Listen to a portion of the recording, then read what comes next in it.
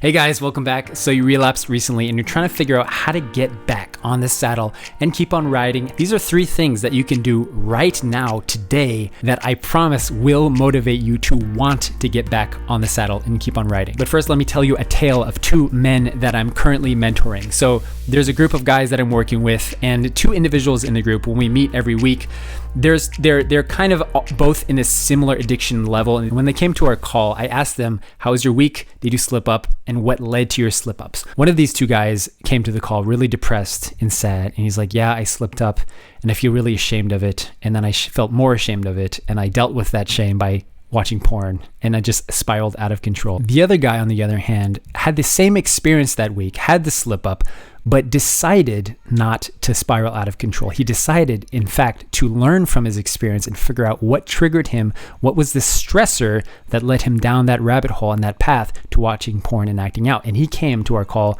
more confident, more assured of himself, because I know you guys and you're smart, you understand the difference between these 2 men.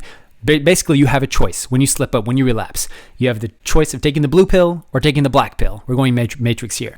If you take the blue pill, you are deciding to relapse. You are deciding to spiral out of control, and you are deciding to let the habit control you, and you're deciding to ease and to cope with your guilt and your shame and your failure with more porn, and you're spiraling out of control. What's really important to know here is that is a decision that you're making. On the other hand, if you take the other pill, you can decide to look at this as a one-time thing. You can decide to get back on the saddle and keep on riding. It's entirely up to you and how you respond to your slip up. So after these 2 guys shared, we had a bit of a discussion and intervention, and these are the 3 things that I told them about. These are 3 things that if you relapse, if you slip up, you can do today that will change the trajectory of your porn recovery habit forever. Number 1 is peel the onion, and I'm realizing that I spelled peel the onion. 1 second.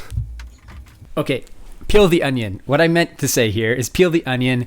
What this means, guys, is when you do slip up, when you act out, it's really important that you figure out the cause of your trigger, the cause of your stress, and the reason why you acted out. If you don't go through this process of peeling back the onion and asking yourself why, constantly peeling it back, asking yourself why, then you're not learning anything from your experience and you're not actually progressing in your porn recovery journey. So what does this look like in practice? It's taking a journal or talking to somebody or just reflecting, meditating, praying, whatever it is, and ask yourself why. Not just why you acted out, but why to that. Whatever your answer is to that, ask yourself again, why? This is peeling back the onion. Sometimes it's challenging to do this, but it's really powerful because when you get to the core of the reason that you watch porn, you realize your porn habit has really nothing to do with porn and everything to do with the root cause of why you act out and use porn as a crutch, as an escape mechanism, as a coping mechanism to deal with a specific stressor in your life. For example, for me, a big stressor for me for many years was my relationship with my wife. Whenever we would fight, whenever we would argue,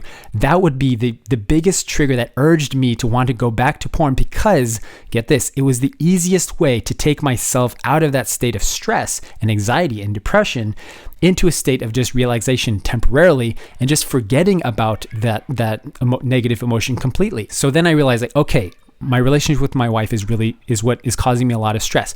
Why is that? Not just saying like, oh, she's a biatch and it's her fault. No, I'm saying we got to peel back the layer, ask why is it that this relationship is stressful for me? If I ask myself, it's like, well, because I really value being a good husband and I really value having a good marriage. And when I don't have a good marriage, I feel really ashamed of it. I feel really down on myself and I feel really stressed out, like we're doing something wrong. Okay, peel it back again. Why is it that relationship is so important to me? Well, it's because I want to raise my kids in a good environment and I want to show them a happy relationship, etc., etc. So you can see why peeling back the layer is really important. It's really personal. And by the end of it, you realize that you have a certain level of insecurities or self-consciousness or stressor in your life that really needs addressing. Another guy that I mentored had a really difficult relationship with his mom, right? And he didn't realize this for years when we were mentoring, and he was just really up and down and inconsistent with his porn habit until he peeled back the onion and he realized that his communication with his mom was causing him so much stress that always was leading him down the rabbit hole to eventually watching porn. And when he fixed that relationship and started communicating with her and spending more time with her, that is what was needed to get him back on the saddle. So basically, if you can't peel back the onion and figure out what's causing you to slip up, then you're wasting your time with NoFap. Why? Because you're not going to progress. Otherwise, it's just a matter of you counting the days until your next slip up. Porn recovery is different from porn abstinence. You can't just push yourself through beating porn. Why? Because it's a habit.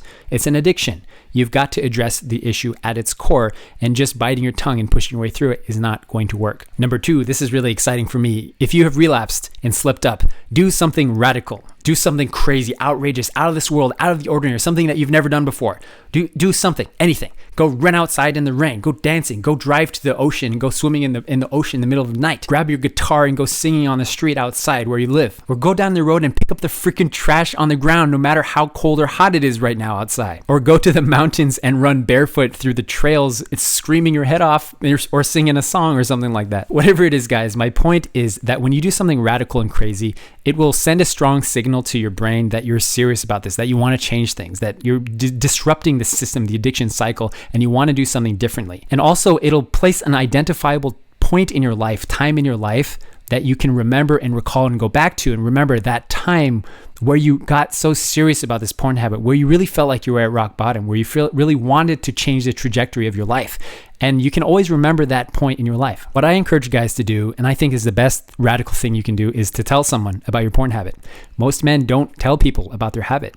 Why? Because honestly, you're trying to keep it with you as long as you can, because you're not really serious about giving it up. If you were really serious about it, if you really understood how impactful porn is on your life, I think you would really want to tell somebody. I think you would really want to bring someone into your life. Even doing something like subscribing to this channel, commenting below, or sending me an email. Go to my website, benuyama.com. You can send me an email and I'll respond to you because I love you guys. Doing something like that, it's disruptive to your system. It's different, and it'll change the way that you approach your habit. Number 3, find your stressor. This is a really cool concept that I've been playing a lot with the guys that I'm mentoring nowadays.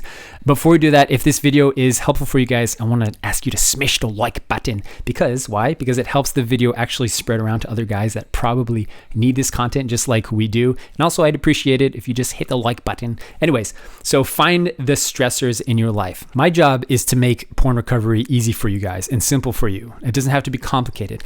I believe, and what we found in our mentoring is that there is usually a singular stressor in your life that is the greatest cause of porn use in your life. And when you find that single stressor and you address that and eliminate that, then the chances of you beating porn and not needing porn at all in your life anymore increase dramatically. Some common stressors that we found are relationship with a loved one, with your spouse, partner, with your parents, with your friend, with people around you. Or sometimes the stressor is from work, your career, your schoolwork, your time. You don't have any time to really focus on things that you care about that are important to you. Or get this, maybe the biggest stress in your life is a lack of purpose in your life. Maybe you feel like your life is not really exciting or not going in a direction that you want. So maybe if you address that and actually get your life on purpose and start living in accordance with where you want to go and what you want to do with your life, then porn will become less of a temptation because you'll have less to escape from. You won't have to use porn as an escape mechanism anymore. That's really where we're going to with this. So try to figure out your stressor. What is the single stressor? And if you do this, if you really peel back the onion, and you really do something radical and try to find the stressor, you'll find at the core that there is something that is causing you to watch porn. If you address that more, then the opportunities are endless, guys. You don't have to worry about porn so much anymore, but I want you to get to a place where you're addressing that core issue, that root cause, and your life has to become so intensely focused on fixing that porn doesn't become an issue anymore.